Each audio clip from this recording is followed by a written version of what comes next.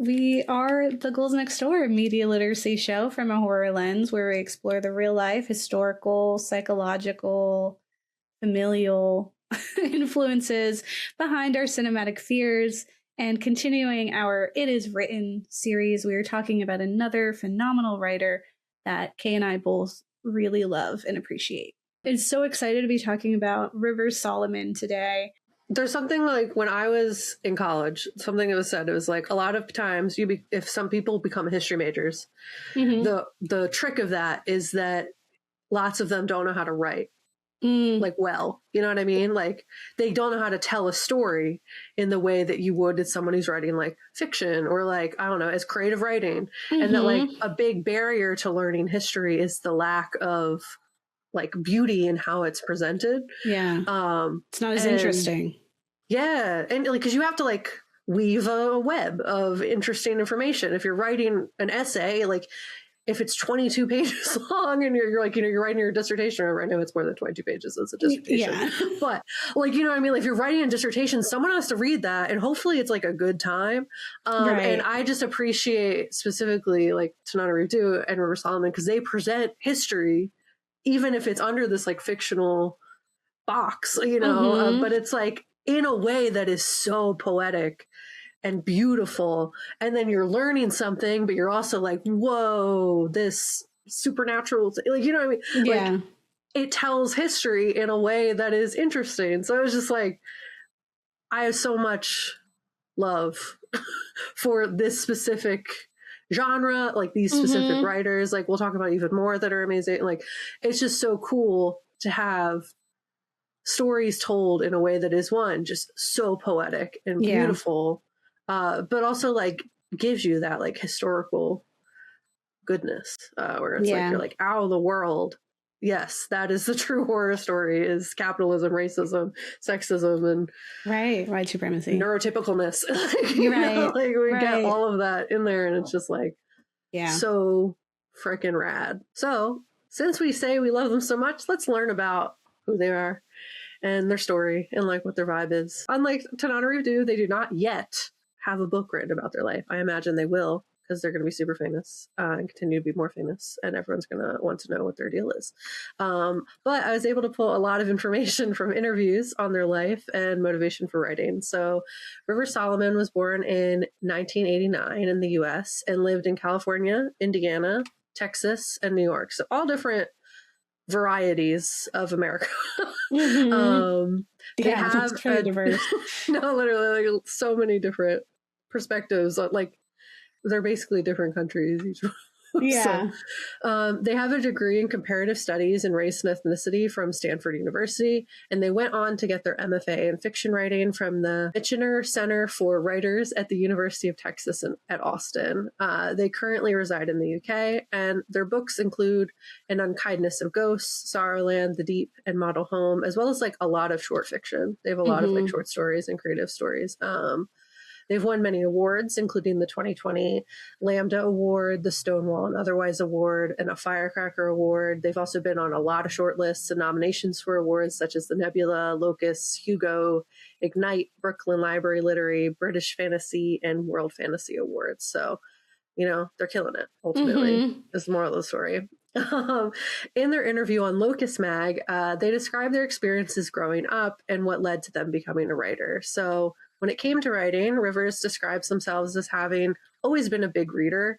They say that this started as early as preschool and kindergarten, writing little stories and illustrating them. When they learned to type, it was very exciting for them to write stories in a word processor. Even as a child, many of their stories were fantastical. So it started, it's like, it is written, like literally from the beginning, they were going. They describe one saying, there was this one story where this boy put too much detergent in the washing machine and the bubbles took over the whole town. But not just that, the bubbles took over the whole town. And then I had an idea that, oh, washing clothes makes them shrink. So everybody in town shrunk as well. Then the boy had to figure out how to unshrink everybody. They were stories like that. So that's like amazing. That's like really cute, like fantastical adventures for people to go down. In addition to writing, they love to read, which stemmed from their family pushing literacy and its importance, obviously, as well as their inclination towards perfectionism. This perfectionism fueled their schooling experience, and they always leaned into their schoolwork and the idea of being a perfect student. Same. Yeah, that like like what is it called when you're like really good at school as a kid and then you grow up and you're like that neurodivergent like crash out that happens like in your 20s where you're like, ow, where are my A's? What is my worth? Yeah. No one at work is giving me a score. What is happening? Right. Am I okay? Am I doing good? How do I know I'm doing a good job? Did I get an A in groceries? Like, like right. No. Yeah. So the neurodivergent urge to crash out in your 20s. In the interview, they describe an experience that really brought them back to loving reading when they moved from Indiana to Texas in the 3rd grade. And they say, my new school had a program where each book had points assigned to it. And the bigger the book was, the more points it was worth. You would read the book and then take a quiz at the end. And if you passed the quiz, you got points.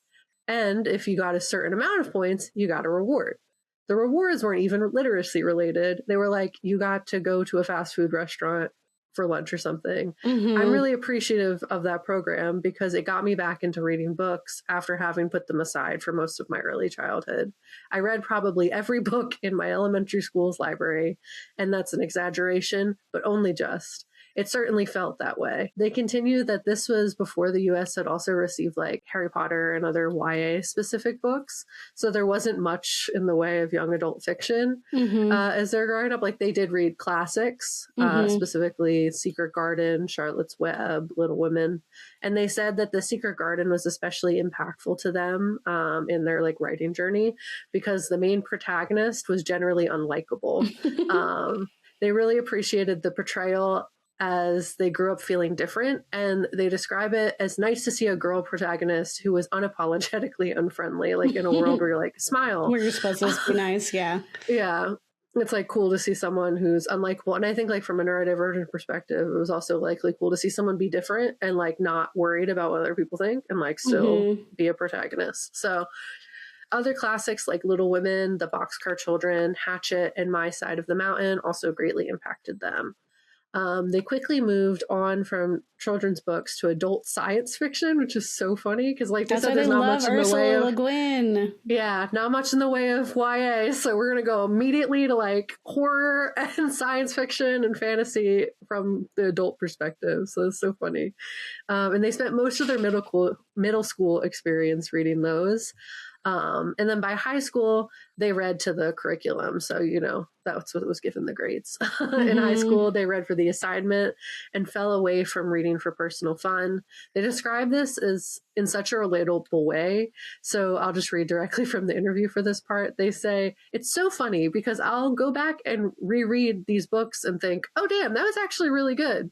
I definitely did not appreciate it at all at the time, which is such a shame. I'm not saying that we shouldn't assign books in school, obviously, but there has to be a better way because it's amazing how I'll go back to read a book and think, damn, the language is beautiful. The story is compelling. I'm flying through this. This is not how I remembered the experience when I was reading it at 15, which is so true because I've been rereading some high school classics because my brother sometimes needs help with his homework. And as an adult, I'm like, wow, this is like, I get why they're making you read this. Like, I'm so glad that you're reading this because like it gives really good perspective. And I'm like, I remember reading it in high school and just being like, I hate this. Right. I don't want to. But you know what I mean? You're assigned, and it's like, you're too cool for reading in high school. But it's like so funny because it's like, how's the way to get them to learn these lessons without like having to suffer through it at the age of 15 to like 18. So I had the exact same thoughts. So they also described the writing in high school a bit, noting the change from writing more fantastical to more mature stories, which makes sense considering what they were reading comparatively to when they were a kid. This is where they really had decided that writing is what they wanted to do with their life and told their English teacher. They describe it as how when you're 10, you say something you're going to do with total confidence. Like for me, I was like, I'm going to be a ninja secret agent. But for them, it was a writer. Obviously, I did not become a ninja secret agent, but Rivers did that. So in college at Stanford University, they also saw that writing could be a real career. There was a fellowship there called the Stegner Fellowship, which showed Rivers that it wasn't a fantasy to be a writer, and instead was like a real solid career you could have. Like you had to work and push for it, but like you could make something as a writer. And while writing wasn't their focus academically, they still took many creative writing courses. They were specifically turned off by English majors, which is also really funny because it's so real. The required reading for English majors, because it focused so heavily on Victorian novels, which weren't of much interest to them. And they still took as many creative writing and language classes as they could, but they really just couldn't get past the Victorian novels that they were pushing. So college curriculum is broken. Yeah. It's also like, we've talked about it before, the white supremacy ingrained into like academic spaces, especially like the college landscape, unfortunately. They also say, even by age 20, even if it was just one semester, I would rather be doing something I enjoy for that semester. I was still taking literature courses in my major, but they were in the types of literature I found more interesting. And I was reading contemporary writers of color, which just felt more personally meaningful. And it's actually really funny because it's the same reason I became a history major was because English, they made me read Beowulf, and I was like, no. I read that in high school and I was done. It sucked then, it sucks now. I don't want to read old English, like, please. So I totally agree with how they approach college. I like totally think it's a disservice to only attend college to get a job. Like, I get that's why they tell you to go. And some people, like, that's what you got to do. I get that. It's so much better if you do the thing you love and enjoy learning, because then you actually learn. It activates something in you, like, where you feel inspired instead of like, ow.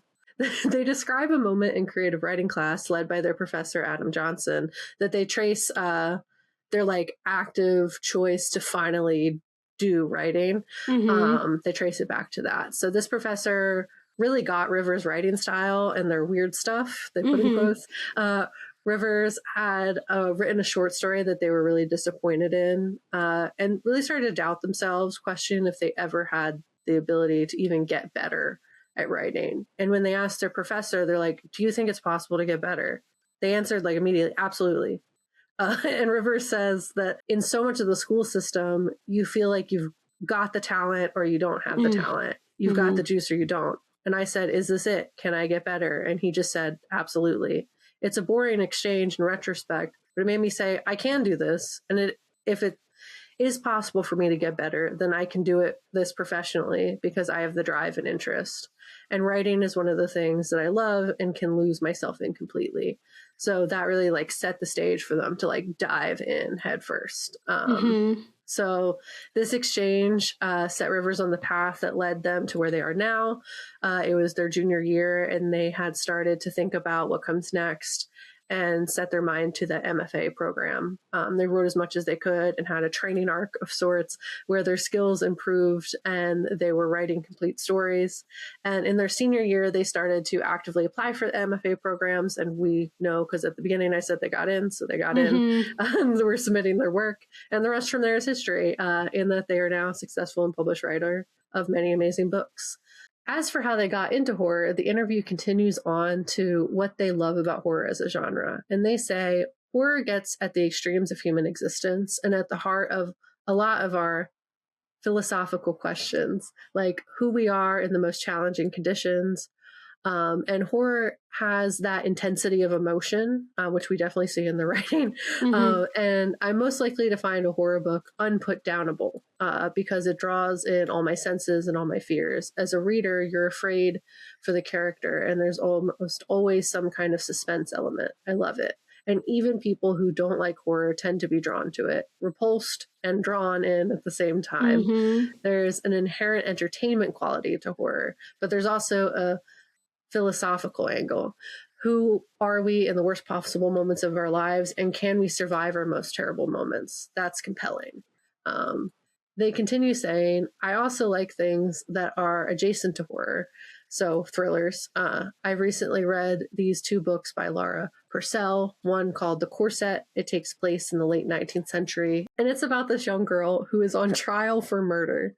She has this power to put whatever she's feeling into anything she sews or weaves, and it's a traditional, fabulous situation, and it's such a dark book, full of all these really bitter human emotions. Obviously, I can't relate that strongly to what it would have been like to be a 14-year-old girl seamstress in 19th century England, but there's something about the hate she experiences that resonates. She's quite a marginalized person, an apprentice, but it's essentially an indentured servant situation. There's all this pain, a huge power differential. So despite not being in a situation I've been through, it draws me in and it is extraordinarily relatable. All those human feelings of bitterness and anger, feeling jilted and not being the one in power, and how terrifying that is. It's so good. People tend to call it a historical thriller. So you can also like see the vibe of that in their books too. So for sure. And the last interview I'll quote in terms of their publishing journey, just because I thought that was like interesting too. I did a lot of like their life, but they've also written a bunch of books, and it'd be interesting to know what that journey was like. In an interview on Psychopomp, they unpack this a bit, and they describe it as ups and downs, mostly ups. An Unkindness of Ghosts came out in the mid-sized independent press. Akashic Books, whom they admire so deeply, and did everything to make the book take off. They think Amal's review of the novel in NPR really shifted the direction of their career as well, putting their book on the map, and eventually paving the way for the publication of The Deep. They also say, in fact, I think my editor for The Deep specifically received my name from Amal, so like it led them to new things. So the beauty of word of mouth and the proper alignment of the stars. Things took a little pause after The Deep, and then Saarland was difficult to write and a slight shift from my previous works. I remained with the same press, MCD, and the editor for Model Home. So who they were with for Saarland, they also did for Model Home. Some additional interviews I'd recommend checking out if you're interested in hearing more about like their specific books are Interview River Solomon by Christian A. Coleman. Links will be in our blog. And I think there was another one, but you can check it out in our blog/Substack if you would like to read them directly, as well as the ones that I quoted heavily from throughout my section. So I had an additional one called Strange and Weird, A Conversation with River Solomon by Arlie Sorg.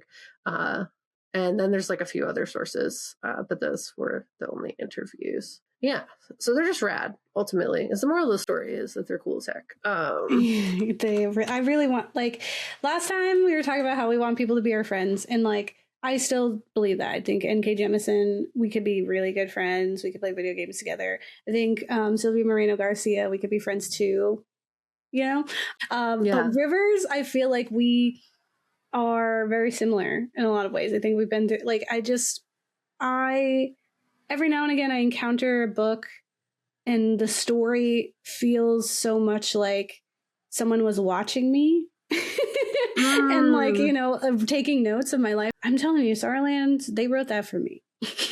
They wrote that for me as like that specific type of history, that specific type of like world building and like fantasy, supernatural, realism, all of that was like, if like young me encountered that, I think I would be a different person right now, genuinely. That's so real. And it's like, I personally like really appreciated just like reading the perspective of another neurodivergent person, because I was like, wow, I've had so many of these thoughts, and like that's both rad and also a little ouch, and it's like really cool, like especially in Model Home, like their perspective on themselves, like me thinking of like younger me, I was just like, ow, I used to hate myself like that, like so hard. Like these are like words that I've said literally to my own being, like, and like my fears about like there was so much where I was just like, wow, just seeing like another neurodivergent brain, I felt like so about like just like so connected to that. So they're relatable as heck.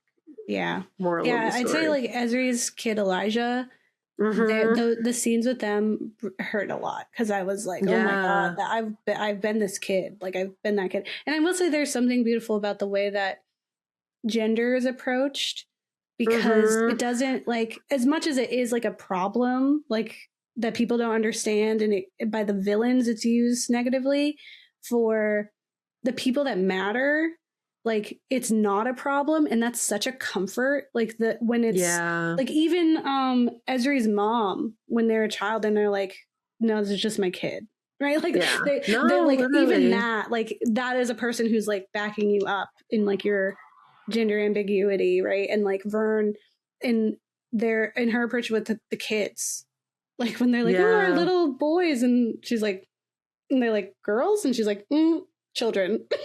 Yeah, they're children. Literally. Don't do that to them. They don't know what that is, and they don't care. They are creatures of the woods. Yeah, and that's cool. You know, Vern is parenting goals. I know, like. No, like so obviously hard. There's ouch in there too, because you can't help but mess them up a little bit. But like, there's so much like sense of self, like affirmingness that like they do. That's so rad. I highly, I mean, obviously you probably get that we highly recommend River Solomon, but like super highly recommend River Solomon. Like just like if you want to learn history in a way that's just so poetic, and also you want to feel relatable as heck. And also, if you have mommy issues, definitely read it. Right. It'll heal and ruin you at the same time. Like, it's so spot on. So yeah, that line is highlighted in my book. I was like, okay, we're starting strong here. I like showed it to multiple people. Like Isaiah didn't hear it the first time I listened. And then I went into the car and I was like, everyone shh.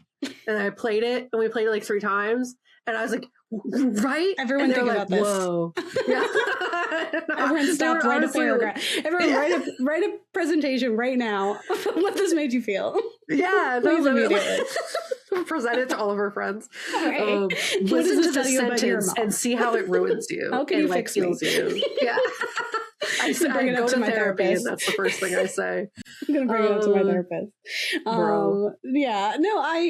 There's so much to be loved there. I am really excited to read An In Kindness of Ghosts, so then I can check off all of the work by them, and I'm excited to see what they do next. It'll be pretty rad, I know. Whatever it is, we're here for you, Rivers. You got at least 2 fans right here. I'm mad when I don't hear people knowing about them. I'm like, you're sleeping. Yeah.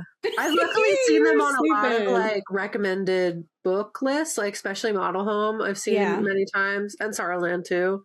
But like, I hope even more. International recognition. I feel like if both of these books fit really well if you have like a hole in you from watching Sinners and you're like, I want to watch stuff or read stuff from Sinners, like feeling that, like this can scratch some of those itches you might be looking for. Absolutely. I have some other recommendations as well, of course. Go on. I got a post for that too, and I can keep going. But yeah, excited to wrap up this month, and then we'll be on to the next month where we're doing 2 more authors, and then we got new stuff for you for the year. So let us know, what is your favorite River Solomon book? If you haven't read Rivers, what are you going to read next? Because you're gonna. We're going to bully you to do it. What are your favorite authors that maybe we're covering? Maybe we're not. You don't know. Yeah. That we can cover in the future, if not.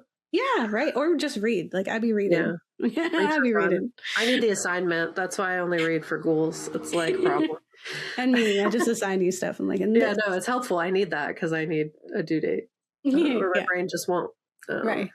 Awesome. So remember to like, subscribe, leave a comment. Let us know what you think. Support us in all those ways. We really appreciate you and love you. And don't get married. Delete your kids. Yeah. Or your kids will just be really rad and you'll love them and they'll be themselves. And that's going to be so cool. Yeah. You'll just ruin them your way. And that's okay. You're just a girl. Not in the way your parent ruined it. It's a different kind and it's better somehow. You're just a person. You're not a planet. Yeah. And so were they. Everyone, give everyone a little grace. Just a little bit.